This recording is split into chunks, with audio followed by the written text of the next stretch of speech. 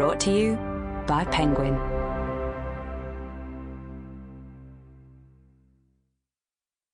A Deadly Education, a novel, by Naomi Novik. Read for you by Anisha Dadia. For Lim, a bringer of light in dark place. Chapter 1. Soul Eater. I decided that Orion needed to die after the second time he saved my life. I hadn't really cared much about him before then, one way or another.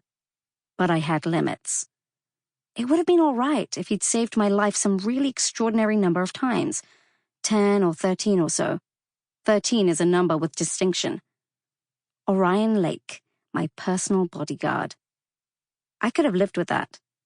But we'd been in the Scholar Mounts almost 3 years by then, and he hadn't shown any previous inclination to single me out for special treatment.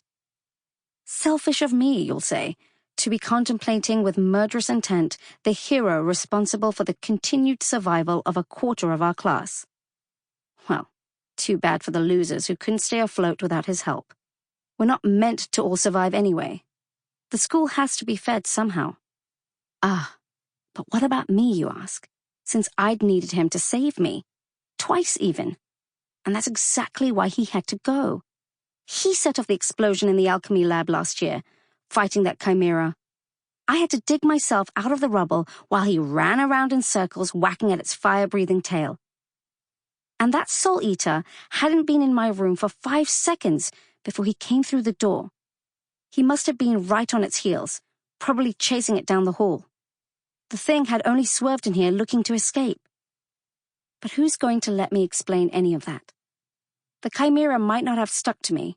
There were more than 30 kids in the lab that day. But a dramatic rescue in my bedchamber is on another level. As far as the rest of the school is concerned, I've just fallen into the general mass of hapless warts that Orion Lake has saved in the course of his brilliant progress, and that was intolerable. Our rooms aren't very big. He was only a few steps from my desk chair, still hunched, panting over the bubbling, purplish smear of the Soul Eater that was now steadily oozing into the narrow cracks between the floor tiles, the better to spread all over my room.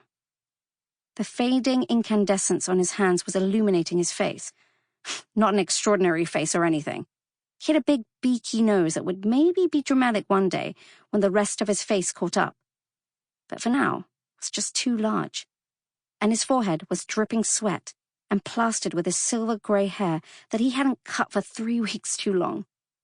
He spends most of his time behind an impenetrable shell of devoted admirers, so it was the closest I'd ever been to him. He straightened and wiped an arm across the sweat. "You okay? Gal, right?" he said to me, just to put some salt on the wound. We'd been in the same lab section for 3 years. "No thanks to you and your boundless fascination for every dark thing creeping through the place," I said icily. "And it is not Gal. It has never been Gal. It's Galadriel." The name wasn't my idea, don't look at me. And if that's too many syllables for you to manage all in one go, L will do. His head had jerked up, and he was blinking at me in a sort of open-mouthed way. "Oh, I'm sorry?"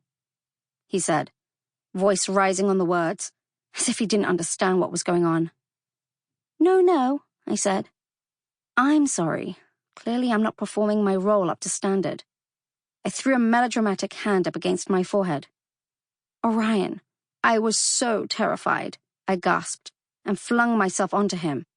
He tottered a bit. We were the same height. "Thank goodness you were here to save me. I could never have managed a Soul Eater all on my own." And I hiccuped a pathetically fake sob against his chest. Would you believe he actually tried to put his arm around me and give my shoulder a pat? That's how automatic it was for him. I jammed my elbow into his stomach to shove him off. He made a noise like a woofing dog and staggered back to gawk at me.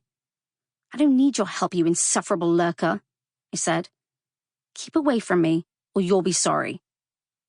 I shoved him back one more step and slammed the door shut between us. clearing the end of that beaky nose by bare centimeters. I had the brief satisfaction of seeing a look of perfect confusion on his face before it vanished away, and then I was left with only the bare metal door, with the big, melted hole where the doorknob and lock used to be. Thanks, hero. I glared at it and turned back to my desk just as the blob of Salt Eater collapsed the rest of the way, hissing like a leaky steam pipe, and a truly putrescent stink filled the room. I was so angry that it took me 6 tries to get a spell for cleaning it up. After the 4th attempt, I stood up and hurled the latest crumbling ancient scroll back into the impenetrable dark on the other side of my desk and yelled furiously, "I don't want to summon an army of Skuvara. I don't want to conjure walls of mortal flame. I want my bloody room clean." What came flying out of the void in answer was a horrible tome encased in some kind of pale, crackly leather with spiked corners that scraped unpleasantly as it skidded to me across the metal of the desk. The leather had probably come off a pig, but someone had clearly wanted you to think it had been flayed from a person, which was almost as bad, and it flipped itself open to a page, with instructions for enslaving an entire mob of people to do your bidding. I suppose they would have cleaned my room if I told them to. I had to actually take out one of my mother's stupid crystals and sit down on my narrow, squeaky bed and meditate for 10 minutes, with the stench of the Salt Eater all around me and getting into my clothes and sheets and papers. You'd think that any smell would clear out quickly, since one whole wall of the room is open to the scenic view of a mystical void of darkness. So delightfully like living in a spaceship aimed directly into a black hole. But you'd be wrong. After I finally managed to walk myself back from the incoherent kicking levels of anger, I pushed the pigskin book off the far edge of my desk back into the void, using a pen to touch it, just in case, and said as calmly as I could manage, "I want a simple household spell for cleaning away an unwanted mess with a bad smell." Sullenly, down came thump, a gigantic volume titled Amunan Hamwerod, packed completely full of spells written in Old English, my weakest dead language, and it didn't open to any particular page either. That sort of thing is always happening to me. Some sorcerers get an affinity for weather magic, or transformation spells, or fantastic combat magics like Dear Orion. I got an affinity for mass destruction. It's all my mum's fault, of course, just like my stupid name. She's one of those flowers and beads and crystals sorts, dancing to the goddess under the moon. Everyone's a lovely person, and anyone who does anything wrong is misunderstood or unhappy. She even does massage therapy for mundanes because it's so relaxing to make people feel better, love. Most wizards don't bother with mundane work. It's considered a bit low, or if they do, they hunt themselves out an empty sack of a job. The person who retires from the firm after 46 years and no one quite remembers what they were doing. The befuddled librarian that you occasionally glimpse wandering the stacks without seeming to do anything. The third vice president of marketing who shows up only for meetings with senior management. That sort of thing. There are spells to find those jobs, or coax them into existence.